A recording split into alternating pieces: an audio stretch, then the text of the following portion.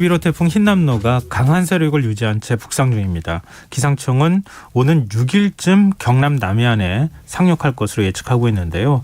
태풍 흰남노의 위력은 어느 정도인지, 또 우리나라에 직접적인 영향을 미치는 시기는 언제일지 이정훈 KBS 재난미디어센터 기자 스튜디오에 모시고 얘기 나눠보도록 하겠습니다. 안녕하세요. 예, 안녕하세요. 거의 비상 상황이죠? 그렇습니다. 네, 정말 비상입니다. 예. 주말부터 한 화요일까지 예. 어제 꼼짝없이 계속 지금 비상대기 하셔야 될 것 같은데요. 예, 그렇습니다. 지금 11호 태풍 흰남노 어디쯤 위치하고 있습니까? 예, 좀 전에 기상청에서 밤 10시에 나온 통보문 토대로 말씀을 드리겠습니다. 네. 일단 밤 9시 기준으로 현재 타이완에서 남동쪽으로 약 460km 이상 떨어진 해상이니까 아직 한반도로부터는 약 1000km 이상 남쪽에 위치하고 있고요. 예. 시속 5km의 매우 느린 속도로 지금 북상을 하고 있습니다. 세력을 좀 말씀을 드리면은 현재 네. 중심기압 935헥토파스칼인데 매우 강의 등급이거든요. 예. 태풍은 기상청에서 5가지 등급으로 나누는데 예. 매우 강은 두 번째로 강한 등급입니다. 네. 어제까지만 해도 가장 높은 초강력 태풍이었는데 지금은 좀 한 단계는 좀 다소 약해졌습니다. 아, 그래요? 예. 이건 또 아직 그래도 강하지만 예. 더 강해지고 있다는 얘기는 안 들어서 또 그나마 또 한편으로 안돼가 되기도 하는데 예. 지금 태풍의 예상 경로가 예. 정확하지 않다 이런 얘기를 계속하다가 오늘은 뭐 이렇게 좀 뭔가 확실하게 그림이 잡히듯이 지금 얘기를 하고 있거든요. 예. 이 정도면은 한반도를 향해서 올라오고 있다 이렇게 봐도 되는 겁니까? 사실 아직 확실하지는 않습니다. 아직도 확실하지는 않습니다. 예. 지금 좀 전에 말씀드린 것처럼 태풍의 이동 속도가 워낙 느린데 예. 사실 빠르면은 그 관성대로 그대로 오지 않겠습니까? 근데 느리다 그렇죠. 보니까 예. 이게 어디로 튕길지 사실 모르고요. 뭐 현재 일단 예측 경로는 말씀하신 것처럼 경남 남해안 상륙에 가장 가능성이 높은 건 맞습니다. 근데 이게 정말 여기로 온다 이거는 아니고요. 앞으로 좀 상황을 말씀드리면은 이 주말 동안 이제 타이완에서 북쪽이니까 동중국 해상을 지나가지고 예. 다음 다음 주 월요일 밤에 제주 남쪽 해상을 지난 뒤에 화요일 오전에 경남 남해안에 상륙할 것으로 예측이 되고 있습니다. 근데 뭐 요거는 아직까지 가장 가능성이 높은 진로이지 무조건 여기로 온다 이 정도 말씀드릴 단계는 아직은 아닙니다. 그렇군요. 예. 뭐 호주 기상청은 중국 쪽으로 태풍이 빠져나갈 것이다 이렇게 예보를 했다고 하는데 예. 우리나라가 태풍 진로 예보는 좀 더 정확하다고 봐야 되는 건가요? 사실 우리나라 국민들은 그렇게 많이 인식을 못 하실 텐데 네네. 한미일 어떤 삼국 기상당국의 태풍 예측 오차를 정확도를 한 10년 정도 쭉 살펴보니까 예. 사실 엎치락뒤치락 하더라고요.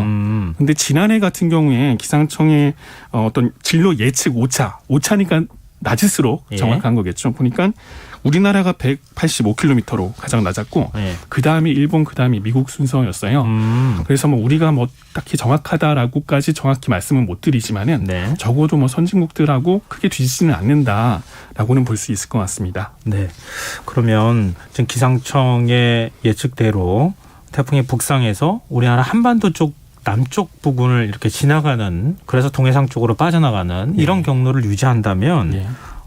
지금 어느 정도 영향을 미칠 것으로 보시는지. 예. 지금 뭐 바람도 굉장히 강하고 그다음에 비도 상당히 많이 품고 있다고 얘기를 하고 있더라고요. 맞습니다.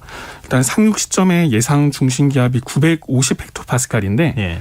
태풍이 저기압이니까 예. 기압이 낮을수록 강한 거거든요. 예. 근데 매미 2003년 매미 태풍 네. 기억하시죠? 굉장히 큰 피해를 냈잖아요. 예. 그 당시에 중심 기압이 954헥토파스칼이었습니다. 그보다 더 낮네요. 더 낮아서 예. 말 그대로 강하다는 말씀이죠. 예. 매미 같은 경우는 사실 바람 태풍이었는데 그러면 바람도 이보다 강할 수 있겠구나라고 생각할 수 있고요. 네. 그리고 역사상 가장 큰 재산 피해를 불러왔던 태풍은 2002년의 누사입니다. 아, 예.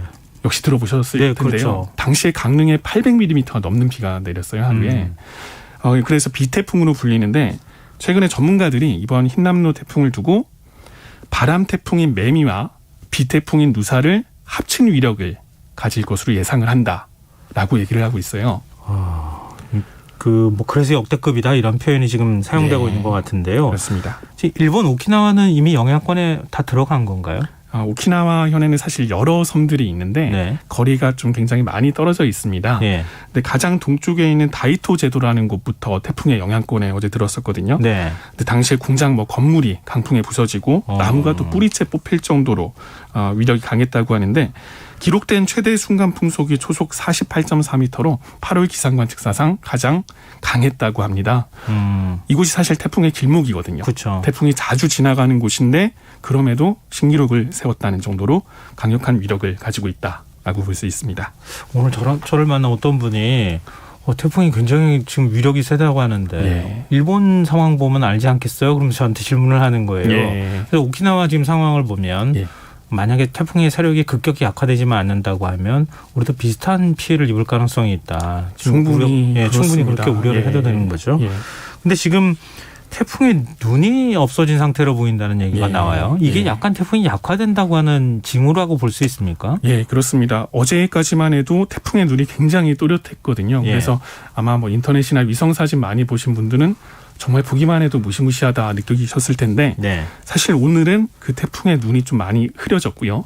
소용돌이 구름도 상당히 많이 흩어졌습니다. 분명히 아까 등급상 약화된 것도 말씀을 드렸는데 전반적인 태풍의 구조도 분명히 조금 약해진 것은 사실입니다.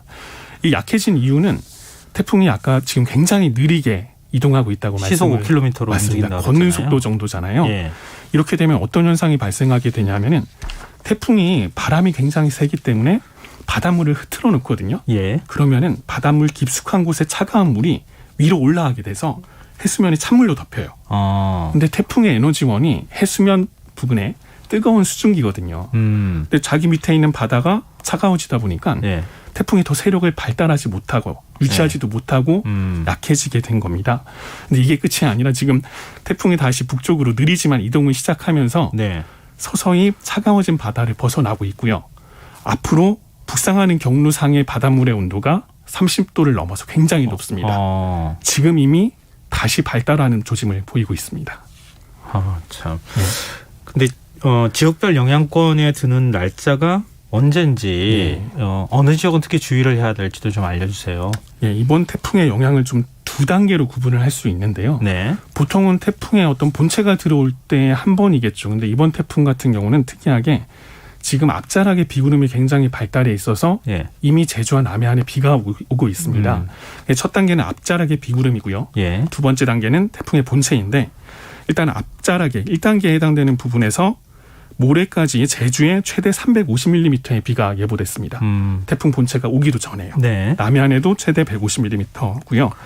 태풍 본체가 와서 본격적으로 영향을 주는 시기는 다음 주 월요일 오후부터 화요일까지인데 가장 위험한 지역은 제주와 남해안 그리고 영남 동해안 지역입니다. 영남 동해안. 그렇습니다. 제주와 남해안, 영남 동해안. 그러면 저 부산 쪽이 캐가지고 스쳐 지나가듯이 빠져나간다고 보면 되겠네요. 부산의 인근에 지금 상륙해서 거의 지나갈 것으로 보이기 때문에 그 일대가 가장 위험할 것 같습니다. 그러면 그게 6일이라고 봐야 되나요? 월요일인 5일 오후부터 상륙 시점은 6일 오전인데 태풍의 앞자락이 사실 더 강하기 때문에 5일 오후부터 6일까지가 최대 고비다라고 볼 수 있습니다.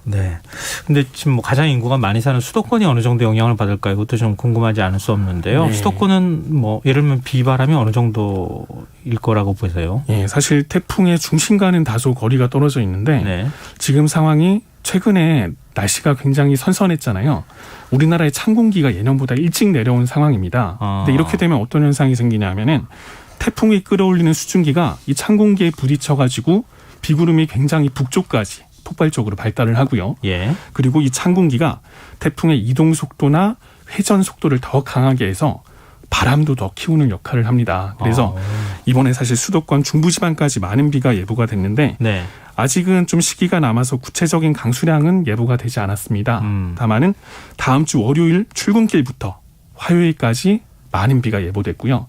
사실 이 지역에 지난달 2차 장마로 굉장히 많은 비가 오지 않았습니까? 지금 취약한 상태이기 때문에 사실 전국이 이번 태풍에 큰 대비를 해야 된다 이렇게 볼 수 있겠습니다. 다 영향권 안에 들어간다. 그렇습니다. 뭐 안심할 곳은 아무 데도 없다. 맞습니다. 이렇게 봐야 되군요. 근데 아까 태풍 매미 루사 말씀도 해주셨지만 대체로 여름 태풍보다 가을 태풍이 더 큰 피해를 입힌다 이런 얘기가 있는데요. 그런 속설이 맞습니까? 맞습니다. 두 가지 측면에서 원인이 있는데요. 가을철에는 여름철보다 바닷물 깊숙한 곳까지 데워져 있습니다. 그렇게 되면 아까 말씀드린 것처럼 태풍이 지나갈 때 바람으로 휩쓸어도 밑에서 끌어올리는 물이 그다지 차갑지가 않아서 상대적으로 오래 세력을 유지할 수 있고요. 두 번째는 조금 전에 말씀드린 찬바람입니다. 이 찬바람이 태풍의 그 자체 세력을 더 배가시키는 효과가 있기 때문에 결과적으로 이 추석 무렵 항상 참 안타깝게도 추석 무렵에 강한 태풍에 의해서 피해를 본 경우가 많았습니다. 그렇군요.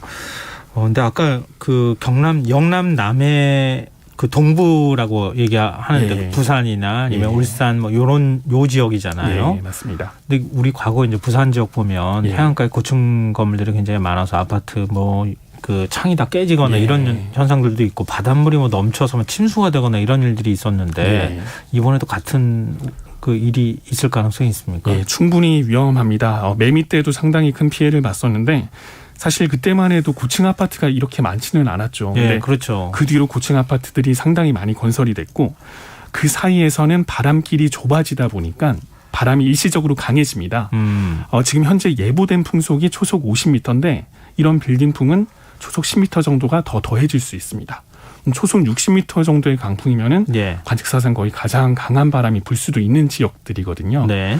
사실 빌딩풍이나 그런 창문 피해 그리고 사실 바닷물이 넘치는 피해가 가장 위험하다고 볼 수 있습니다. 좀 그러지 않아도 바닷물 수위가 많이 높은 상황이라고 하죠.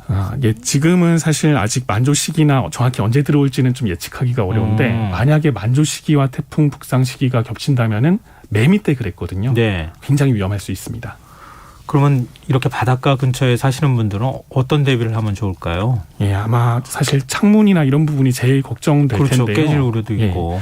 2년 전에 좀 안타까운 사고 사례를 좀 말씀을 드리면은 태풍 마이삭이 사실 그 주변으로 지나갔었는데 예. 아파트 베란다 창문에 테이프를 붙이다가 예. 강풍에 이게 깨지면서 파편에 맞아서 과다출혈로 숨지신 분이 있었습니다. 예. 결국에는 미리 대비하는 게 좋겠죠. 예. 이렇게 이미 바람이 강한 상황에서는 어떤 안전사고가 일어날 수 있기 때문에 미리 대비를 해야 되는데 창문을 사실 X자로 테이프로 붙인 거 많이 보셨겠지만 네네. 그거보다 가장 효과 있는 방법은 창문과 창틀 사이에 유격을 줄여주는 겁니다. 창문이 깨지는 건 그 전체가 흔들려서 깨지는 거거든요. 네. 근데 그 사이를 신문지로 고정하거나 그 부분을 테이프로 붙여주는 게 중요합니다. 알겠습니다. 지금 뭐 다 긴장해야 되는 상황인 것 같은데요.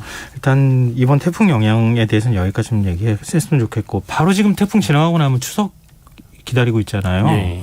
추석 날씨는 어떨지. 사실 태풍 진로도 아직 변동성이 굉장히 큰 상황인데 그런가요? 태풍이 지나고 나면 또 기압계가 굉장히 많이 흐트러집니다. 사실 그렇군요. 예, 맞습니다. 기상청에서 물론 10일 예보가 나와 있기는 해서 네. 추석 때 날씨를 보니까 구름이 많거나 흐린 정도인데 가능성 확률이 굉장히 낮은 걸로 나와 있습니다. 예. 아직까지 비가 올 가능성도 충분히 있어서 사실 지금 많은 분들이 궁금하시겠지만은 아직까지 말씀드리기는 좀 이를 것 같습니다. 일단 흰남노 보내고 예, 맞습니다. 네, 지나가고 난 다음에 다시 한번 좀 생각해 보도록 하겠습니다. 자, 오늘 말씀 여기까지 듣겠습니다. 오늘 나와주셔서 고맙습니다. 고맙습니다.